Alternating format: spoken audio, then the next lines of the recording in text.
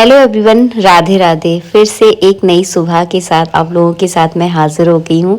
तो मैं पी रही हूँ यहाँ पे सुबह सुबह की चाय।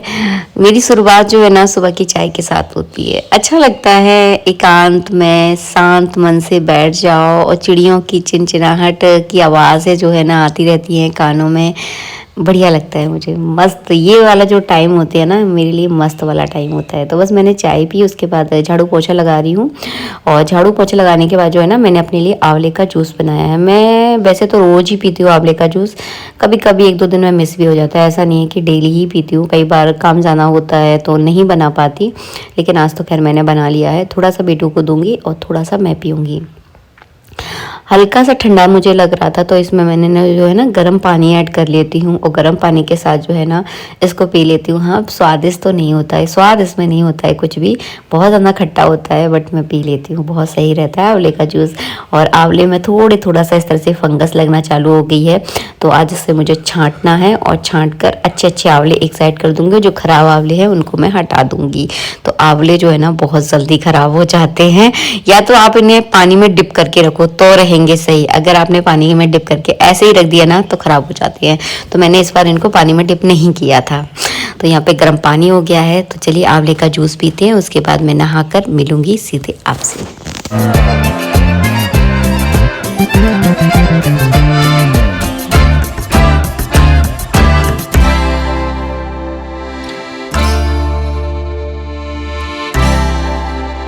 नहाकर आने के बाद मैं आ जाती हूँ अपने मंदिर वाले रूम में। तो आज मैं आप लोगों के साथ शेयर करने वाली हूँ कि मेरे घर में ठाकुर जी की पूजा सेवा हम लोग कैसे करते हैं। हमारे घर में मंदिर है तो क्या क्या नियमों का हम पालन करते हैं और हमें क्या क्या करना चाहिए। तो इस तरह से सबसे पहले मैं हाथ जोड़ कर प्रणाम करती हूँ। और अगर मुझे कोई बुरा सपना आया होता है, जैसे कि रात में हम बहुत सारे सपने देखते हैं, कई बार ऐसा होता है इतनी गहरी नींद में सो जाते हैं कि पता ही नहीं चलता कि क्या सपना आया था। तो हमें आते हैं, मतलब कभी अच्छे सपने आते हैं, कभी बुरे सपने आते हैं। तो जो भी मेरा बुरा सपना होता है, मुझे थोड़ी सी घबराहट होती है, तो सब कुछ अपने ठाकुर जी के साथ जो है ना मैं सबसे पहले यहीं बैठकर शेयर करती हूँ। अगर आपके साथ भी ऐसा होता है ना तो आप ज़रूर शेयर कीजिए, भगवान से बहुत शांति मिलेगी आपको। बस इसके बाद आ गई हूँ मैं यहाँ पर। अब मैं जो है ना सभी भगवान को यहाँ पे जगाऊंगी और जगाकर उठाकर जो है ना उनको जो है ना अपनी अपनी जगह पर विराजमान कर दूंगी। और उठाने के बाद जो है ना मैं अपने लड्डू गोपाल को दूध का भोग ज़रूर लगाती हूँ। तो नीचे से जब मैं आती हूँ ना तो एक कटोरी में गर्म दूध ज़रूर लेकर आती हूँ और यहाँ पे ठाकुर जी को दूध का भी भोग मैं साथ के साथ लगा दूंगी। अब होगी इस कमरे की साफ सफाई शुरू, क्योंकि इस कमरे में झाड़ू पोंछा जो है ना मैं नहाकर आने के बाद ही लगाती हूँ, क्योंकि भगवान का कमरा है। तो इसमें जो है ना हम बिना नहाए यानी अशुद्ध अवस्था में मैं इस कमरे में नहीं आती हूँ। तो चलिए फटाफट हम झाड़ू लगाते हैं। कुछ लोगों के यहाँ ऐसा नियम होता है कि झाड़ू जो है ना वो पूजा वाले कमरे में यूज़ नहीं करते हैं, वो जो है ना सूखे कपड़े से कमरे को पोंछते हैं। लेकिन मैं तो झाड़ू ही लगाती हूँ। ये झाड़ू जो है ना मेरा मंदिर वाला ही झाड़ू है, तो मैंने मंदिर के लिए अलग एक सेपरेट झाड़ू रख रखा है। इसमें केवल मैं मंदिर में ही झाड़ू लगाती हूँ इस वाले झाड़ू से। तो चलिए फटाफट हम झाड़ू लगाएंगे और झाड़ू लगाने के बाद जो है ना फिर मैं इसमें पोंछा लगाऊंगी। इस कमरे में डेली पोंछा लगता है, चाहे और कोई कमरे में लगे ना लगे, लेकिन इस कमरे में मैं ज़रूर पोंछा लगाती हूँ। तो आज तो खैर मैं खड़े वाले पोंछे से पोंछा लगाऊंगी, क्योंकि वीडियो बना रही हूँ ना तो थोड़ा सा लेट हो गई हूँ, तो फटाफट उससे जल्दी लग जाता है, वरना हाथ से थोड़ा सा हमें टाइम लगता है। तो फटाफट चलिए झाड़ू लगाएंगे, फिर उसके बाद पूरा पोंछा वगैरह लगाकर मंदिर को एकदम चकाचक क्लीन कर देंगे। और ये काम जो है ना मैं ज़्यादातर 7:30-8 बजे के लगभग हो पाता है, क्योंकि थोड़ा देखिए टाइम तो हो ही जाता है, सर्दियों का समय है और पता ही नहीं चलता कि कितनी जल्दी जो है ना सुबह का टाइम भागता है। घड़ी की सुइयों को देखते देखते जो है ना सुइयां जो है ना भाग जाती हैं, आप ये समझ लीजिए। तो मैं सुबह 5 बजे से उठती हूँ, तब भी जो है ना मुझे काम करते करते पूजा वाले कमरे में 7:30-8 तो बज ही जाते हैं। यहाँ पे फटाफट जल्दी जल्दी मैं सूखा पोछा लगा दूंगी और थोड़ा सा मीडियम पर जो है ना फैन कर देती हूँ, ताकि ये कमरा थोड़ा जल्दी सूख जाए, क्योंकि इसके तुरंत बाद ही जो है ना फिर मैं पूजा करना शुरू करूँगी।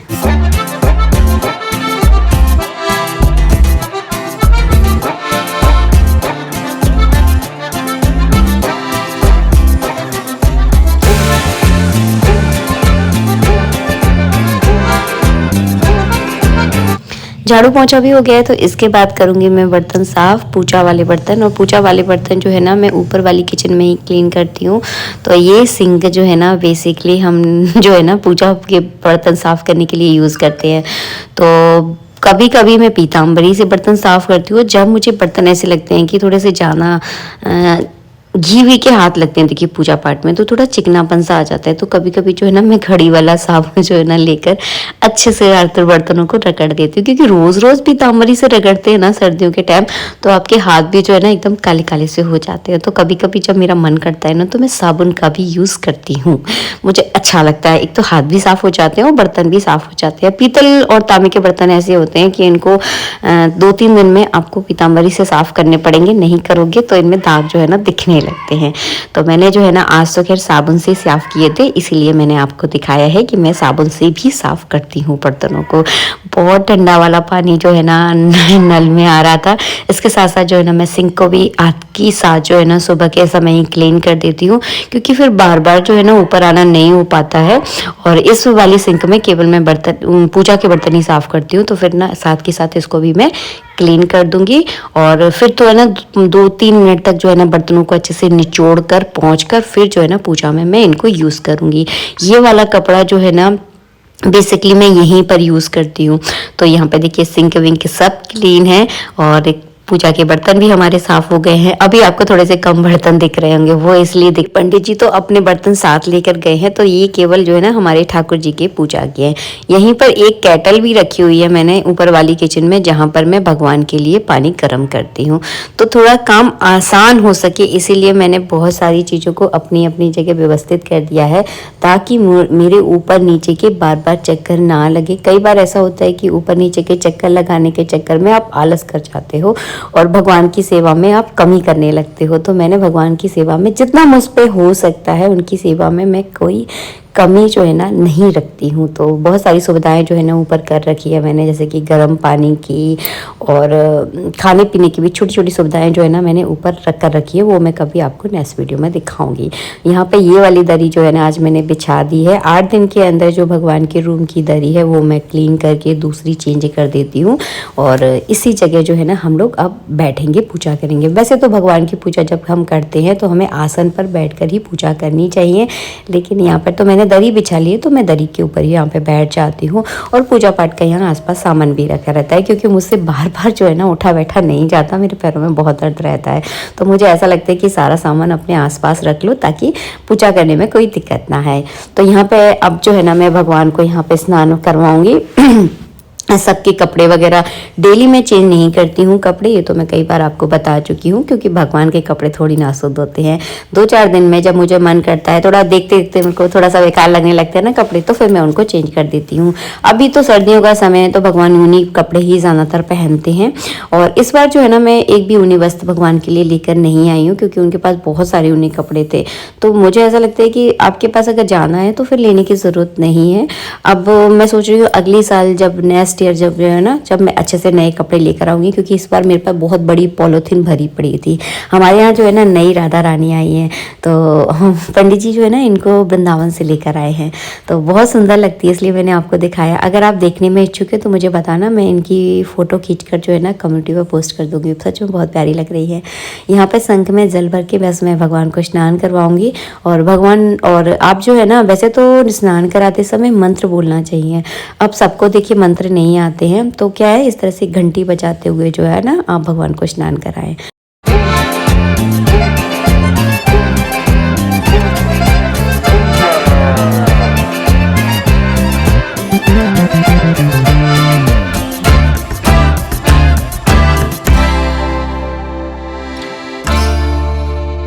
ठाकुर जी की मैं पूजा कैसे करती हूँ इसके बारे में तो मैं कई वीडियो बनाए हैं, तो मैंने ज़्यादा डिटेल में आपको नहीं दिखाया कि मैं क्या क्या करती हूँ। तो यहाँ पे मैंने पूजा कर दी है, सभी भगवानों को उन्हीं कपड़े पहना दिए हैं। अब यहाँ पे मैं ठाकुर जी के सामने जलाऊंगी दीपक। तो घी का दीपक ही ठाकुर जी के सामने हम सुबह शाम जलाते हैं। तो यहाँ पे मैंने बाती रख दी है और इसमें मैं इतना घी डालती हूँ कि कम से कम 15 मिनट जले। बहुत ज़्यादा घी नहीं डालती हूँ क्योंकि छोटा दीपक है, आप देख ही रहे हो इस वीडियो में। अगर ज़्यादा घी डालती हूँ तो वो पिघलने के बाद जो है ना प्लेट से बाहर आने लगता है, जो कि सही नहीं रहता है। तो मैं उतना ही घी डालती हूँ ताकि ये 15 मिनट कम से कम जल जाता है धीरे धीरे आँच से, इस तरह से। चलिए अब आरती करेंगे और घंटी बजा के जो है ना मैं आरती करती हूँ।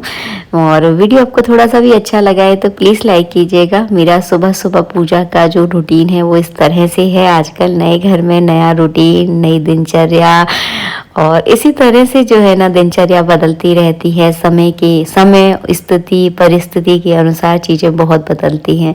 तो अब कुछ अलग हो गई हैं चीज़ें। हाँ, काम बहुत बढ़ गया है, इसमें कोई दोहरा नहीं है। पहले जीवन थोड़ा सा सरल था और थोड़ा सा डिफिकल्ट हो गया है। चलिए वीडियो का बस यहीं एंड करेंगे। मेरी दिनचर्या आपको अच्छी लगी है, भगवान की पूजा सेवा करने का तरीका अगर आप पसंद आया है, अगर कहीं कोई कमी भी है तो मुझे कमेंट बॉक्स में कमेंट करके ज़रूर बताना। राधे राधे।